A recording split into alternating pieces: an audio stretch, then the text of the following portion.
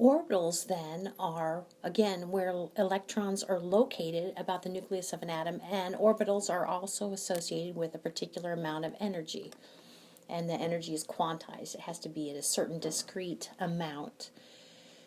Orbitals then, we've talked about S-type orbitals, P-type orbitals, D-type orbitals, and F-type orbitals. Actually, the different types have shapes. So when we think of, I'll make an end here for the nucleus, when we think of where the electrons are hanging out, we kind of go like this. So electrons are hanging out in a spherical shape. And as it turns out, that actually is only the case if that is an orbital for an electron. That is an S-type orbital.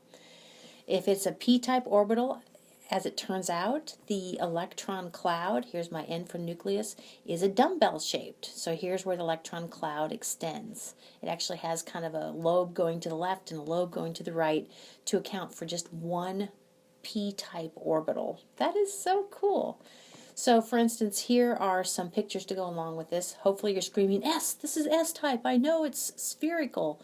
And this is definitely an S-type. This is kind of the general location for the electrons, okay?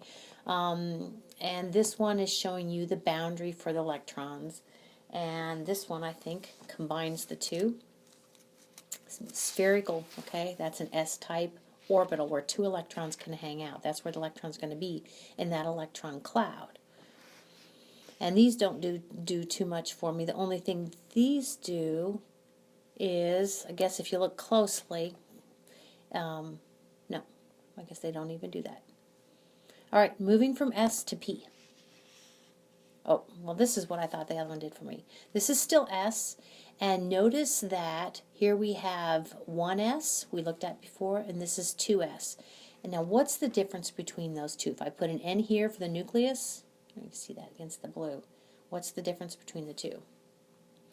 That's right. The 2S is larger it's larger, and how do I say this? Electrons are farther from the nucleus. Here in the 1S, they're closer. This would be lower energy, and this would be higher energy. Very good. Okay. Now moving on to the P. I was so excited about the P. So I hope this looks like a dumbbell shape to you. I'm going to put an N for nucleus here, nucleus here, nucleus here, and you can kind of see where the electron cloud is. Okay, its boundary and kind of where the electrons would reside. I just think that is so cool. So how many, if I go ahead and let's pick on 2p, how many boxes, how many orbitals are there for a 2p subshell? There are three orbitals. And actually, can you see 3 orbitals here? They're oriented along, this first one is oriented along the x-axis, the second one oriented along the y-axis, and the third one oriented along the z-axis.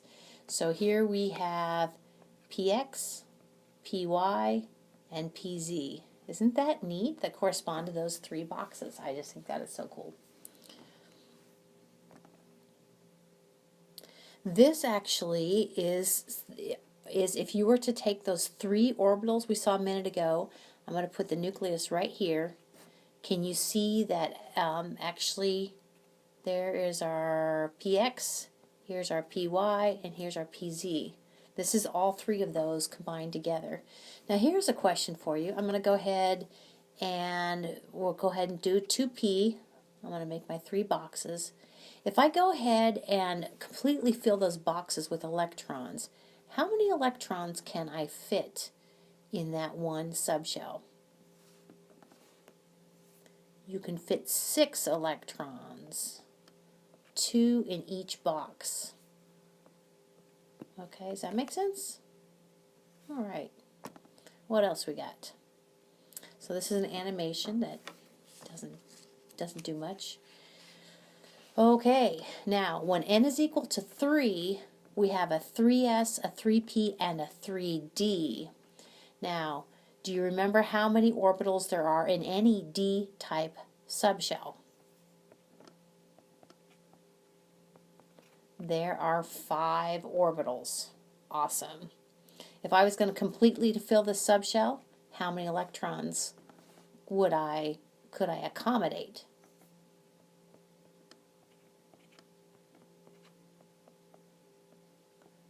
My arrow's getting a little sloppy there, but does that look like 10 electrons for you? If we completely, what we say, fill a D-type subshell, that's right. So let's see what we got here. Now, these don't, I need you to know S-type are spherical, P-type are dumbbell-shaped, and these, you don't need to know this name.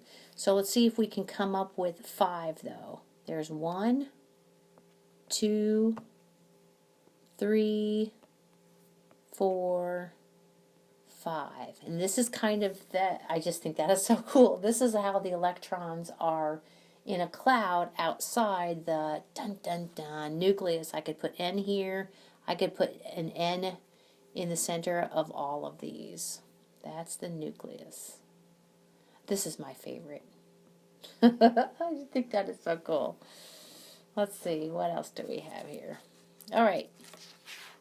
So to kind of take a look at several shapes all together here, we've got n is equal to 1. When n is equal to 1, we only have one type of subshell, and it's 1s. Notice that here we have a 2s and a 3s. We have every type of n has an s-type subshell. Every n has an s-type subshell. Only beginning with n is equal to 2 do we get our p-type subshells. There's our 2p and 3p. And then here, when n is equal to 3, we pick up our d. Okay, and remember we said that we've got 5 orbitals there, 3 orbitals here, and 1 orbital for the s-type. So I think that works. As with regard to the f-type, all I have here, and it's kind of cool, is this is just one of the seven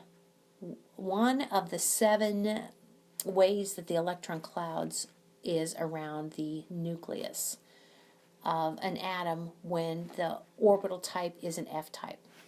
That's awesome too.